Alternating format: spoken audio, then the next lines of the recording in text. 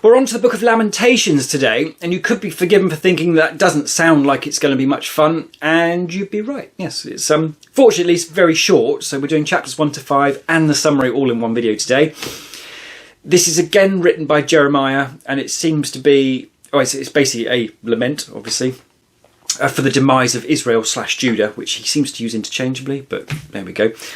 I guess the interesting thing about this is that it's quite artificially structured, and it says in the footnotes at the thing it's an acrostic. So I think it's the first 4 chapters are acrostics. You take the first letter of the alphabet and then you find a word to lead into a sentence from that, and then you carry on. And it's an interesting idea that you can sort of think through that actually if you needed to express something using all the letters of the alphabet to do some aspect of it could be an interesting idea and a good way to make sure you thoroughly do it. Not quite sure why that's necessary. I mean, he did a lot of lamenting in the book of Jeremiah. So, yeah, I don't quite understand why it's in the Bible. But, yeah, there it is. I have to admit, it slightly grates on me because when stuff goes wrong, you give yourself 30 minutes just to have a bit of that's depressing, and have a wallow and a whinge about it. And then just go and get on with what you got to do. And I appreciate we're talking quite a significant scale, like his whole civilization has been basically wiped out and kicked out. So, maybe it's a bit longer than that. But, it's the whole sort of getting into your cycle of, I must have a big old whinge. But that does seem to be sort of normal for its time. And it's, given the sort of poetic, structured nature of it, again, it just doesn't sit very well because poetry and me are not a good mix. I'd sort of like to think I was a bit more cultured and could enjoy poetry, but that's just, you can't force it, can you?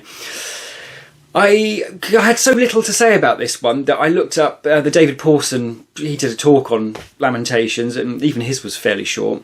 And I've pinched this graphic from his video, basically just showing here how it's structured in terms of, it's really carefully thought out how this was going to be structured, almost like a sonnet or something. And then David Pawson made the very interesting point that what's said is quite different depending on whether it's someone just sort of blurting it out or whether someone has actually sat and put it into this big old structure.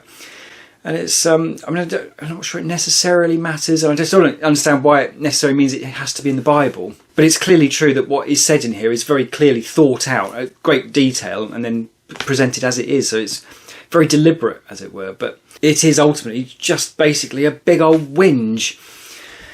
There is a reference in here to things get so bad in Israel, Judah, whatever, Jerusalem, that women start eating their own babies.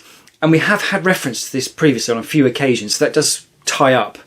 It's not been dwelt upon particularly, but why would you dwell upon such things? And so in fairness to Jeremiah, I can see how this isn't like I've just had a bad day at the office and I need 30 minutes just to reset myself. This is pretty serious demise of his whole civilization, and women are eating babies. There's a pretty low bar for parenthood, though. I mean, I don't care how bad things get. You're not supposed to be eating your baby if you're a decent person, are you? I mean, it's just a bit crazy. It does get a little bit more upbeat in the middle, and it talks about how great God is and how compassionate he is and how no one is cast off forever and all that sort of thing. And so great is his unfailing love. But then it does go back into being sort of not particularly hopeful again. Then verse 5, chapter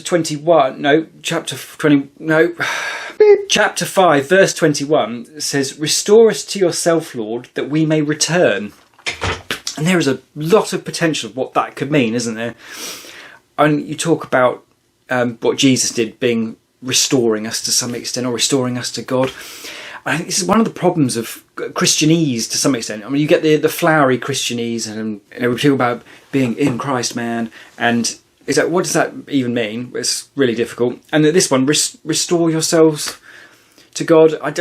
It's difficult to even understand what that actually entails, because it doesn't have any sort of secular equivalent, I don't think. I suppose if my daughter and I had fallen out, then we could sort things out and she could be restored to me in some sort of very literal sense.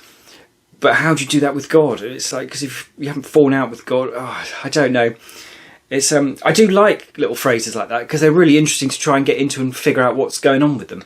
But they are really difficult to figure out. And I think probably one of my sort of bugbears is a strong word, but one of the issues with Christianity, you get people saying that sort of thing, and you're looking at them, did you actually understand what you just said? And so, yeah, I mean, obviously some of them do, the proper theologians and clergy, that sort of thing. But you do get a lot of people who are just like, you've just heard that somewhere and you've repeated it back, haven't you? You don't actually understand what that means. Which I guess is some of the interest in Christianity, actually, isn't it? It is that sophisticated. There are those things that sound simple and clearly aren't. But yeah, so that's the Book of Lamentations, and that's basically all I've got to say about it. That's all I've managed to pick up. We're on to the Book of Ezekiel next, where I think this would be a lot more interesting. Otherwise, I'd have put about Lamentations together with the next one.